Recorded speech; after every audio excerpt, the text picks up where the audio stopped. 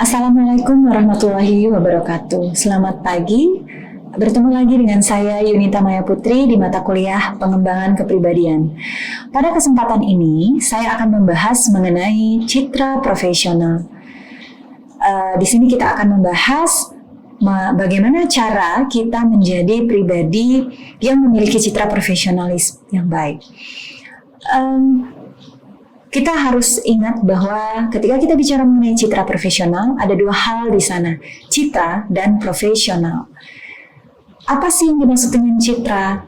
Citra itu adalah sebuah kesan, suatu kesan yang dimiliki oleh diri pribadi, yang dinilai oleh orang lain ketika pertama kali mereka melihat dan mengenal kita.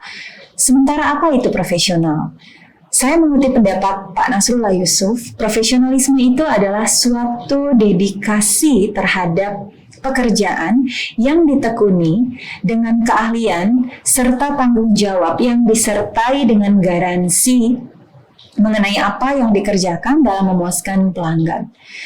Nah, ketika kita bicara mengenai citra profesional, berarti adalah satu kesan, satu image, citra yang dibentuk oleh orang lain ketika mengenali kita dengan profesionalisme yang kita miliki, baik itu dari individu maupun pekerjaan yang kita tekuni. Berbicara mengenai citra profesional itu tidak akan terlepas dari keempat hal yang mendasari karakter. Bagaimana cara kita meraih satu profesionalisme, meraih satu citra yang baik di dalam pekerjaan ataupun juga untuk diri kita pribadi. Yang pertama adalah membangun image. Lalu kemudian yang kedua itu adalah komunikasi, yang ketiga adalah etika dan etiket, dan yang terakhir adalah kompetensi. Keempat hal ini tidak bisa dipisahkan karena untuk menjadi satu pribadi yang memiliki citra profesional yang baik itu harus bisa membangun satu citra atau image yang harus dibentuk oleh dirinya masing-masing. Bagaimana cara kita membangun image? Yang pertama itu adalah melalui performa atau penampilan.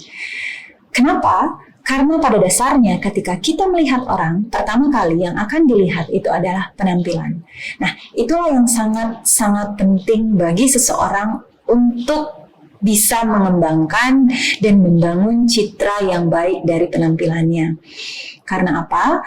Karena image itu dibentuk atas kesan orang yang baik. Bagaimana orang bisa terkesan? Itu adalah lewat penampilan yang kita tampilkan, yang bisa dilihat oleh banyak orang.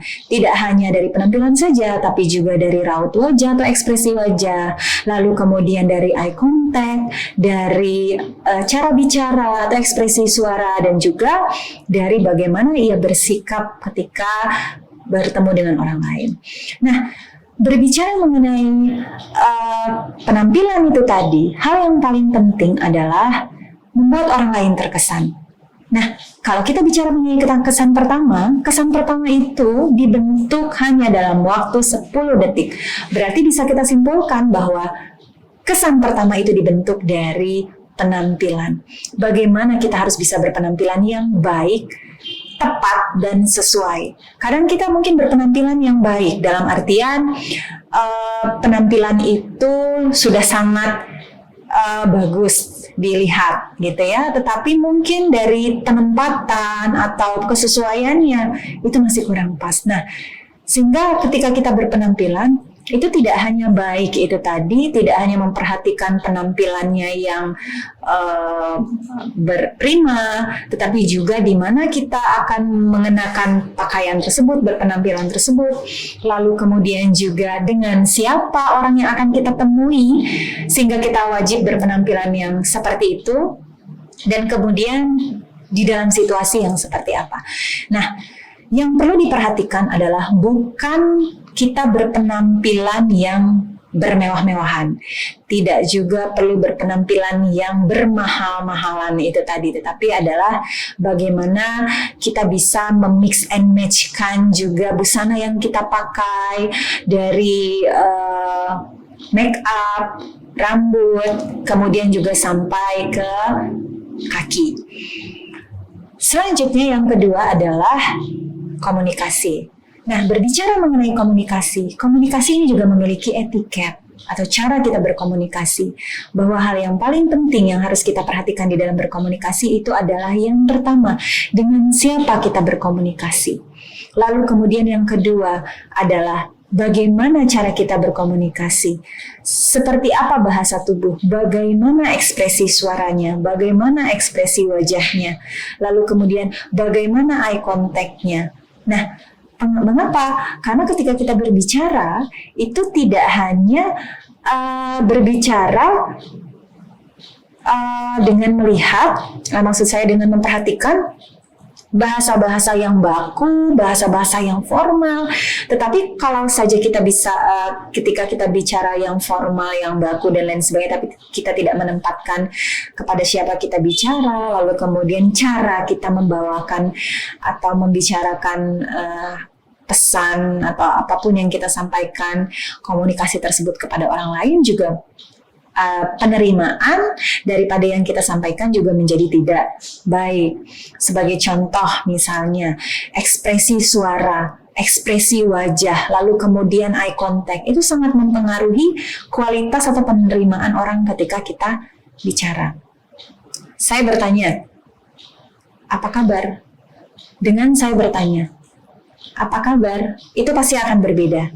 Bisa dilihat bagaimana konteks ekspresi suaranya, ekspresi wajahnya, lalu kemudian eye contact-nya. Nah, dengan cara kita berkomunikasi yang baik, melihat situasi, kondisi, kepada siapa kita bicara, lalu kemudian membawakan apa yang kita sampaikan itu sesuai pada tempatnya, pasti akan membuat etiket komunikasi kita menjadi lebih baik dan berkembang.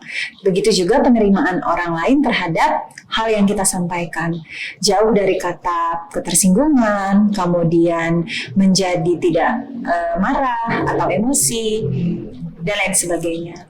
Selanjutnya adalah etika dan etiket. Etika dan etiket ini sangat penting. Mengapa? Karena dengan etika dan etiket kita akan bisa dan mampu beradaptasi dimanapun kita berada. Kalau kita bicara mengenai etika dan etiket itu terdiri dari dua hal, etika dan etiket. Etika itu adalah satu nilai moral, di mana kalau kita bicara mengenai etika, semua orang itu pasti punya nilai dan punya moral. Hanya saja penilaian mengenai nilai dan moral seseorang itu dilihat dari etiketnya. Karena etiket itu adalah aplikasi daripada etika. Etiket berjalan, etiket makan atau biasa yang kita sebut dengan table manner, lalu etiket berbicara, etiket berpakaian. Nah, semua itu ada caranya. Semua itu harus diperhatikan.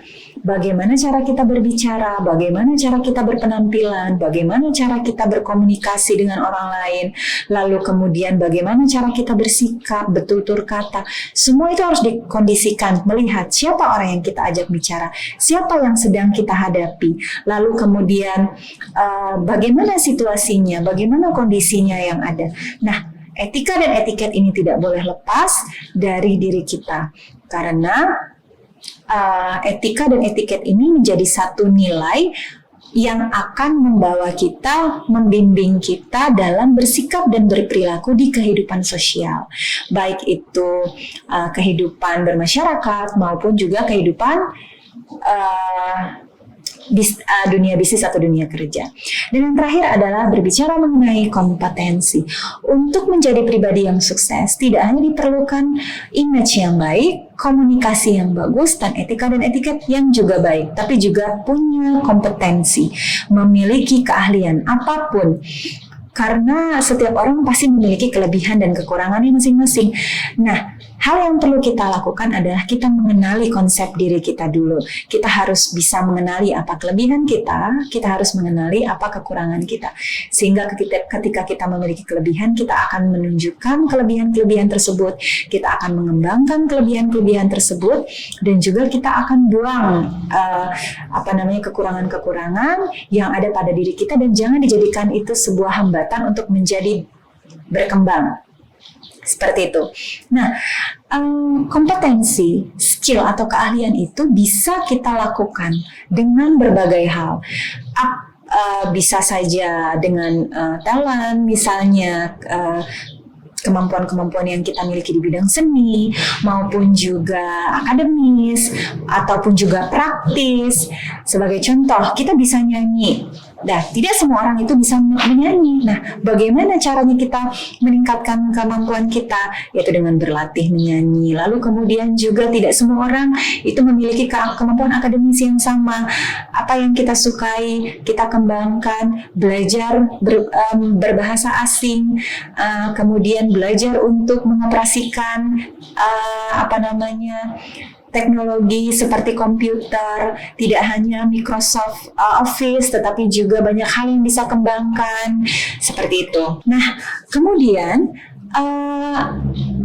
jangan pernah melupakan 5S, yaitu senyum, sapa, salam, sopan, dan santun. Dan itu harus kita tanamkan, harus kita lakukan, harus kita aplikasikan dalam kehidupan sehari-hari. Kenapa? Karena senyum itu adalah bagian daripada ibadah.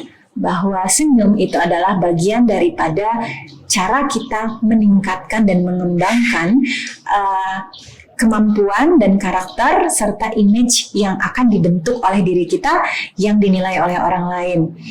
Lalu kemudian sapa dan salam. Selalu menyapa, selalu memberikan salam kepada orang lain, bahkan orang yang tidak kenal sekalipun. Kita sapa, kita berikan salam, kita berikan senyum, lalu juga sopan dan santun. Sopan di dalam berpakaian, sopan di dalam bersikap, dan santun di dalam berbicara.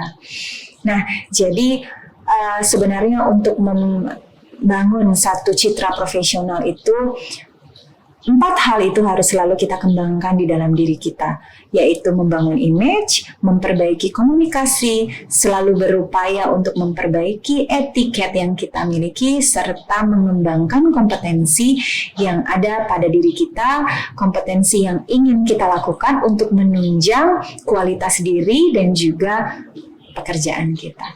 Itu saja materi yang saya sampaikan hari ini.